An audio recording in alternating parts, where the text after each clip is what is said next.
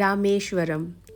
রামেশ্বরম ভারতবর্ষের দক্ষিণতম কিনারায় অবস্থিত এমন একটি স্থান যেখানে স্থলভাগ সমুদ্রের সাথে মিলিত হয় এবং আস্থা সময়ের আগেই পেরিয়ে যায়।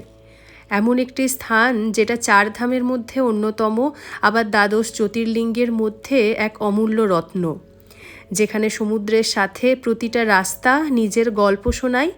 এটি সেই স্থান যেখানে ভগবান রাম শিবলিঙ্গ স্থাপন করেছিলেন, যেখানে সমুদ্রদেব রাস্তা তৈরি করে দিয়েছিলেন নিজের বুকের ওপর, যেখানে সমুদ্রের প্রতিটি ঢেউ রামায়ণের গল্প শোনায় এবং প্রতিটি কুণ্ডের জল আত্মশুদ্ধি ঘটায় শরীর থেকে আবার মন থেকেও। এই ভ্লগটি শুধু একটি ট্রাভেল ভ্লগ নয়, এটি একটি যাত্রা যেটা করার সৌভাগ্য হয়েছিল আমার পরিবারের সাথে মার্চ মাসে, যেখানে হর হর মহাদেবের ধ্বনি বাতাসে মুখরিত হয়, যেখানে প্রতিটি মানুষের মনে রাম ও মহাদেব উভয়ই বিরাজমান। চলুন আজকের ব্লগ শুরু করি রামেশ্বরমের শ্রী রামনাথ স্বামী মন্দিরে ভোরবেলায় মণি দর্শনের মধ্য দিয়ে।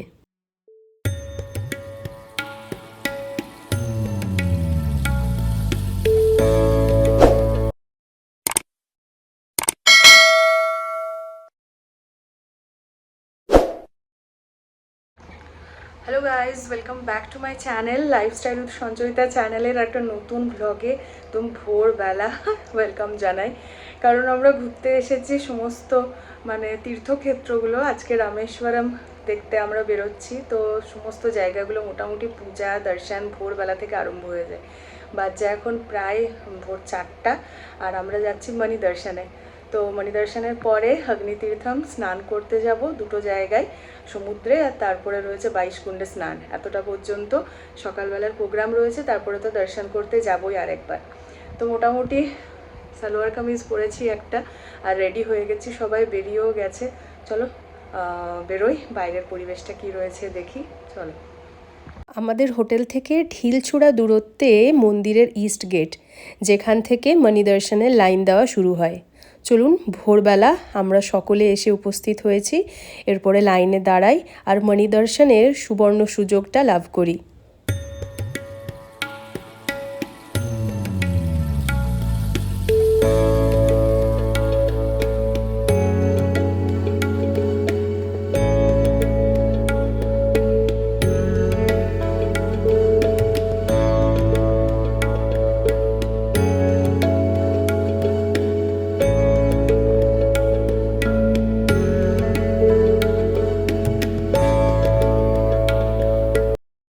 মীনাক্ষী মন্দিরের মতো এই মন্দিরের প্রবেশের ক্ষেত্রে অবশ্যই রয়েছে ড্রেস কোড।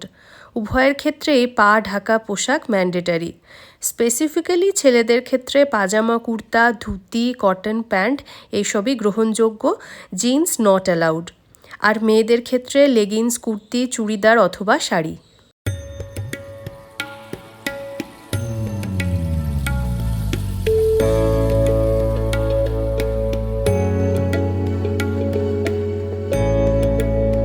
মণি দর্শন বলতে স্ফটিক শিবলিঙ্গ দর্শনকে বলা হয়।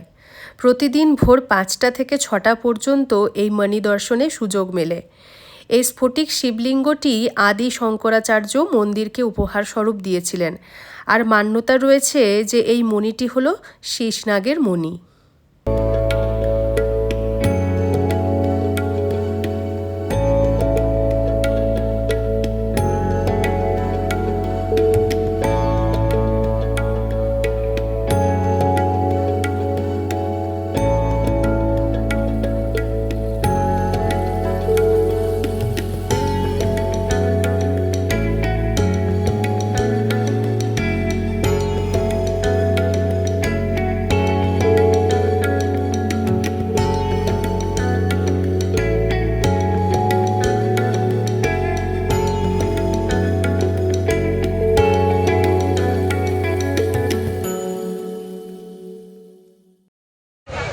আমাদের মণি দর্শন কমপ্লিট। মোটামুটি প্রথম যখন লাইন দিয়েছিলাম তখন বাজছিল 4:30, আর এখন বেরোলাম পুরোপুরি বাজছে 5:30। তো সকাল সকাল লাইন দিলে 1 ঘন্টার মধ্যে মণি দর্শন কমপ্লিট। সেক্ষেত্রে আমরা 200 টাকার টিকিট কেটেছিলাম। ভেতরে একটা ভালো রকম স্ক্যাম চলছে, 100 টাকার কোনো টিকিট নেই, ওই লাইন একটাই 100 টাকা 200 টাকার ভিতরে যে যখন টিকিট কাটার জন্য টাকা দিচ্ছি তখন কিন্তু অনলি 200 টাকার টিকিট রয়েছে। তো 200 টাকার টিকিটে 1 ঘন্টার মধ্যে আমাদের দর্শন হলো, মানে দর্শন হলো। চলো এরপরে আমাদের যাওয়ার আছে অগ্নিতীর্থম, মানে হচ্ছে সমুদ্রে স্নান করতে। যতটা জলদি করা যায় ততটা মানে ভালো, তাহলে ভিড় আরও বেড়ে যাবে। চলো আমরা ওইদিকেই বেরোই। এলাম একটু হোটেলে, আমাদের যেহেতু পাশেই রয়েছে মন্দিরের, ওই জন্য এই সুবিধাটা রয়েছে। ওর জুতোগুলো নেব, ও জুতো ছাড়া চলতে সেভাবে সম্ভব নয়। আর একটা ক্যারি ব্যাগ নিতে হবে ফোনটা রাখার জন্য, কারণ 22 কুণ্ডে স্নান করতে হলে একটা ক্যারি ব্যাগ রাখা দরকার। ফোন যখন অ্যালাউ আছে তখন ফোন নিয়েই যাব। দাঁড়া লকটা খুলি। তো যেটা নিলাম সেটা হলো একটা ক্যারি ব্যাগ, এইভাবে ফোনগুলোকে নেওয়ার জন্য। যদি তোমরা ফোনের ওয়াটারপ্রুফ পাউচ আনছো তো খুবই ভালো। আর একটা সাথে আরও ব্যাগ নিয়ে নিয়েছি, যেটাতে গামছাটা ভরে নিয়েছি যদি দরকার পড়ে, কারণ অনেকটা রাস্তা। একদিকে রয়েছে অগ্নিতীর্থম সমুদ্রে স্নান, আর আরেক দিকে যেয়ে পড়ে 22 কুণ্ড স্নান। 22 কুণ্ড স্নান করতে মোটামুটি 1 ঘন্টার মতো সময় লাগে, মানে 22টা কুণ্ড রয়েছে। যেখানে যেখানে ক্যামেরা অ্যালাউ আছে সাথে করে নিয়ে যাচ্ছি ফোন তোমাদের সঙ্গে শেয়ার করার জন্য। সবার তো আসা সম্ভব না, বাড়িতে বসেই যাতে খুব সুন্দরভাবে তোমাদের সামনে তুলে ধরতে পারি, সেজন্য ক্যামেরা ফোন সাথে নিয়ে যাচ্ছি। আর মন্দিরের ভেতরেও মোটামুটি ফোন অ্যালাউ রয়েছে, মেন যেখানে জ্যোতির্লিঙ্গ রয়েছে সেখানটা ছাড়া। তো যতটা পেরেছি আমি তোমাদের সঙ্গে শেয়ার করেছি। আপাতত চলো বেরিয়ে পড়ি এবার। শ্রী রামনাথ স্বামী মন্দিরের মূল বিগ্রহ দর্শনের আগে যথাক্রমে অগ্নিতীর্থম এবং 22 কুণ্ড স্নান করার রীতি রয়েছে। মূলত অগ্নিতীর্থম মানে সমুদ্র স্নান।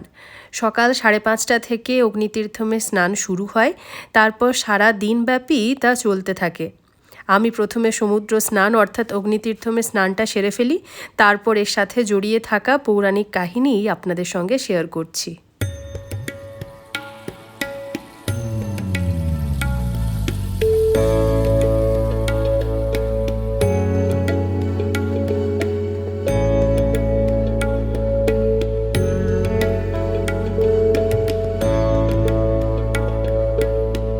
প্রকৃতপক্ষে রামেশ্বরম বা রামনাথ স্বামী বলতে বোঝায় রামের ঈশ্বরকেই। ভগবান রাম এই স্থানেই মহাদেবের পূজা করেছিলেন।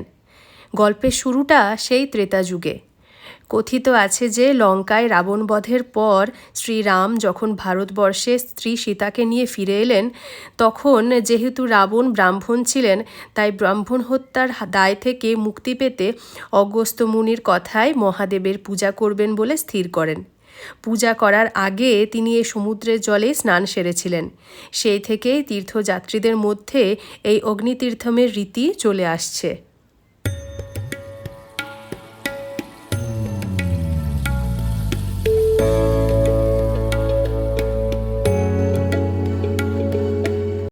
অগস্ত্য মুনির কথায় শ্রীরাম শিব পূজা করার জন্য শিবলিঙ্গ আনতে বজরংবলীকে কৈলাসে পাঠান।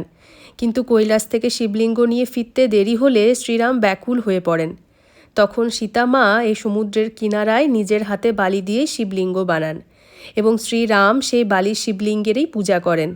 পরে হনুমানজি শিবলিঙ্গ নিয়ে ফিরে এসে যখন দেখেন শ্রীরামের পূজা সম্পূর্ণ হয়েছে আগেই, তখন কিছুটা হলেও ক্ষুণ্ণ হন। পরে শ্রীরাম আবার কৈলাস থেকে নিয়ে আসা শিবলিঙ্গেরও পূজা করেন। অগ্নিতীর্থমে স্নান হয়ে গেল, আর এত সুন্দর একটা টাইম, ভোর হচ্ছে দেখতেই পাচ্ছ। আর অনির্বাণেরও হয়ে গেছে, মা গেছে এবার, দারুণ লাগছে।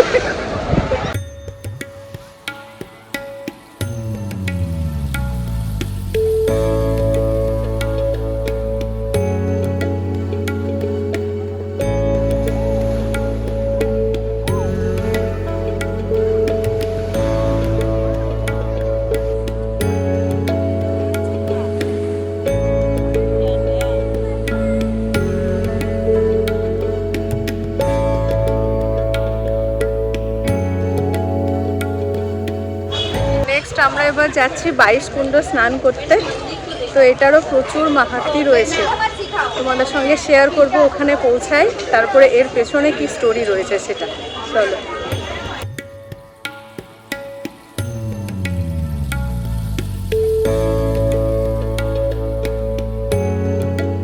বাইশকুণ্ড স্নান করার জন্য আমরা পৌঁছে গেছি, লাইনে দাঁড়িয়ে গেছি আর কি। 25 টাকা যে নর্মাল টিকিট রয়েছে সেটাতেই গেছি, আর 250 টাকা একটা গ্রুপে পাওয়া যাচ্ছে, সেটাই তাই।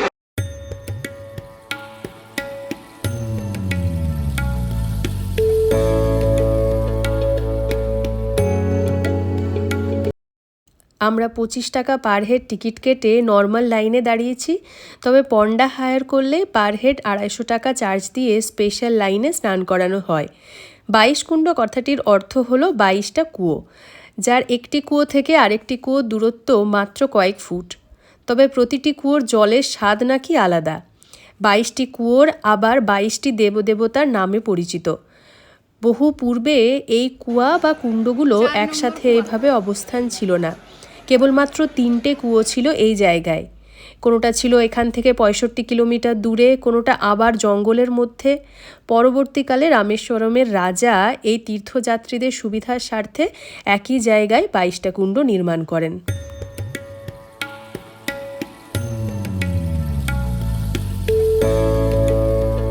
স্নান কমপ্লিট, 22 কুণ্ডে স্নান। এবারে হোটেলে ফিরছি, চেঞ্জ করে দিয়ে দর্শন করবো। চলো। তো পিছন দিকটা জাস্ট ব্যাকগ্রাউন্ড আমার ইগনোর করো, পুরো রুম একদম ফুল মেসি হয়ে গেছে। সামনেটা দেখো, ফ্রন্ট ক্যামেরায় আয়নায়। আমি বাঙালি স্টাইল করেই শাড়ি পরেছি, এখানে এসে মনে হলো না আমরা বাঙালি স্টাইল করেই পরি। রেডি হয়ে গেছি, আর সাজুগুজুও কমপ্লিট। 22 কুণ্ড স্নান করতে তোমাদের সঙ্গে যেটা শেয়ার করলাম, মোটামুটি 1.5 ঘন্টা মতো সময় লাগলো। 6:30টায় ঢুকে আমরা বেরিয়েছি 8টা। তারপর ওই গেট থেকে আমাদের গেট অবধি এসে মোটামুটি হোটেলে পৌঁছাতে আরও 15-20 মিনিট। 8:30 নাগাদ আমরা হোটেলে ঢুকেছি। একটু চেঞ্জ করে নিলাম, স্নান করতে বারণ করেছে, মানে ওই স্নান অবস্থাতেই যেন আমরা জাস্ট চেঞ্জ করে আর দর্শনে যাই, পূজা দিতে যাই।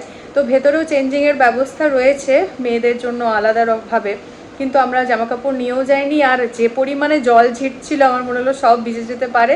আর যেহেতু আমাদের হোটেলটা একদমই মন্দিরের পাশে, তার জন্য ওই সুবিধাটা রয়েছে যে আমরা হোটেলে এসে চেঞ্জ করি। একটু সাজুগুজুও করে নিলাম, ওখানে তো জাস্ট চেঞ্জ হতো, সাজুগুজু কিছু হতো না। তো যাই হোক, আপাতত রেডি হয়ে গেছি আর বেরোচ্ছি। এখন এই শাড়িটা পরে বেরোচ্ছি। সাউথ ইন্ডিয়ান যে হোয়াইট কাসাবু শাড়িগুলো থাকে, কেরালা কটন, কাসাবু কটন, ওইগুলোও এনেছি। আর অনির্বাণের ধুতিও তো নেওয়া হয়েছিল গতকাল, পোগোর জন্য ড্রেসটা এনেছি। তো সবে মিলে ফিরে এসে একবার ড্রেস পরে জাস্ট কটা ছবি তুলবো। ওরাও যাচ্ছে না, সকালবেলায় মণি দর্শন করে এসে দুজনে পুরো মানে ঘুম দিচ্ছে, ওরা আর এখন যাচ্ছে না। ফিরে আসি, তারপরে জাস্ট ওই ড্রেস পরে একটা ছবি তুলবো কিছুগুলো, কারণ ধুতি পরে ওরাও বেশিক্ষণ থাকবে না, আর ওই সাদা শাড়ি পরেও আমি বেশিক্ষণ থাকবো না, নোংরা হয়ে যাবে। শাড়িটার প্রতি বড় মায়া আছে।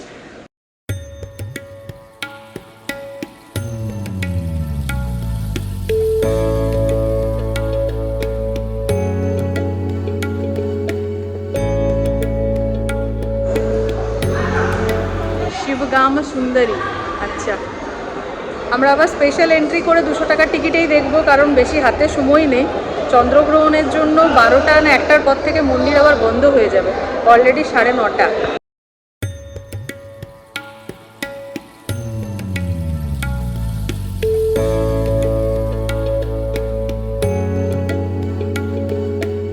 আমরা যে অলি গলি দিয়ে গিয়েছিলাম সেটা দিয়ে এখন যাচ্ছি, কিন্তু এখন পুরো ফাঁকা এই জায়গাটা। মানে এতটা ভিড় সকালবেলায় ছিল, কে জানে ভেতরে কি অবস্থা, কিন্তু এখন মোটামুটি মেন দর্শন আর পূজার জন্য মানুষজন আসে এখনই। চলো টিকিট কাউন্টারে যাই। 200 টাকার টিকিট টাকা হয়েছে।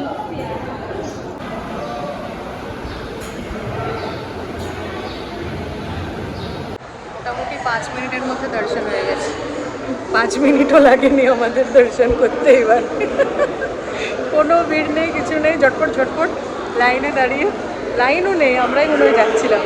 যাই হোক, আপাতত এখন লাড্ডু নেওয়ার লাইনে দাঁড়িয়েছি, একটা ফ্রি লাড্ডু দেয় দর্শনের পর। চলো নিয়ে নিই।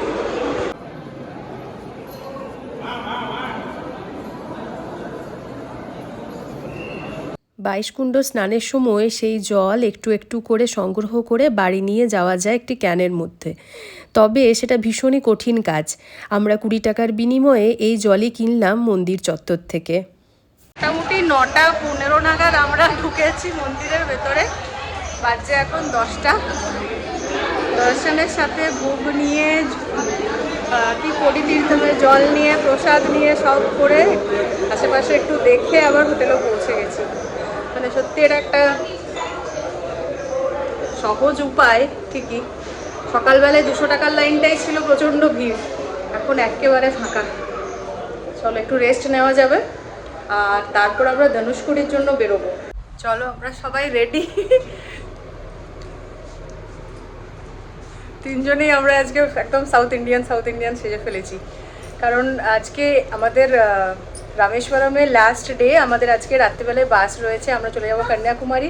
মোটামুটি টেম্পল ঘোরা শেষ, আর আপাতত আমরা বেরোচ্ছি ব্রেকফাস্ট করতে, আর কিছু ছবি তোলার আছে এই সাজে, সে কারণে আমিও চেঞ্জ করে নিয়েছি আর দুজনও রেডি হয়ে গেছে।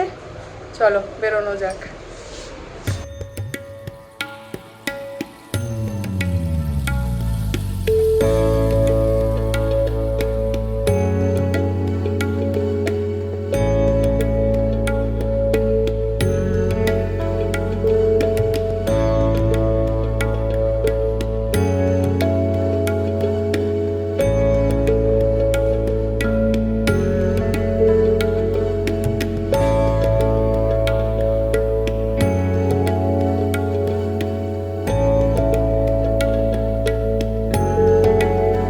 কি বাজে খেলাম, মানে যেরকম ভালো সুন্দর করে নাম লেখা রয়েছে এই জাস্ট মানে রাস্তাটা পেরোলে, ইস্ট গেটের কাছ দিয়ে পেরোলে সবচেয়ে আগে চোখে পড়বে বসন্ত টি অ্যান্ড টিফিন কর্নার। আর কি যেরকম সুন্দর করে লেখা আছে ততটাই বাজে খাবার, মানে কি জঘন্য খেলাম যে কিছু বলার নেই আর কি। যেমনি মানে ব্যবহার লোকের, আর তেমনি বাজে খাবার, মানে ফালতু হলো একদম এখানে ঢোকা আমাদের মানে পছন্দটা। কালকে রাতেও খুব ভালো খাবার খেয়েছিলাম, লোকজনের ব্যবহার এখানে এমনিতেই একটু হার্শ, মানে যেটা দেখে মনে হলো। তারপর এখানের লোকটা মানে এত জঘন্য, খাবারগুলো যেন পটকে পটকে দিচ্ছে, তারপর মাছি ভ্যান ভ্যান করছে, মানে যাচ্ছাতাই ব্যাপার। খুব বাজে একটা এক্সপিরিয়েন্স নিয়ে আমরা এরপরে রামেশ্বরম ছাড়বো আর কি। একটু পরেই হোটেলে ছেড়ে দেবো, লাগেজ যা রয়েছে এবারে সমস্ত কিছু প্যাক করার বাড়ি। তারপরে ধনুষকোটি বেরিয়ে যাব। আজকের সেকেন্ড হাফ ধনুষকোটিতে ঘোরাঘুরি হবে আজকের দিনের। তো চলো আজকের এই ব্লগটা, আজকের দিনের এই পার্টটা এখানে শেষ করছি ব্লগের। নেক্সট ব্লগ নিয়ে আসছি, যেখানে ধনুষকোটির সমস্ত ঘোরাঘুরি সাইট সিন যা কিছু রয়েছে রামেশ্বরমের সেটা নিয়ে। চলো বাই। আজকের ব্লগটা ভালো লেগে থাকলে অবশ্যই একটা লাইক করে দিও, চ্যানেলে যারা নতুন দেখছো সাবস্ক্রাইব করে নিও। দেখা হবে পরের ব্লগে।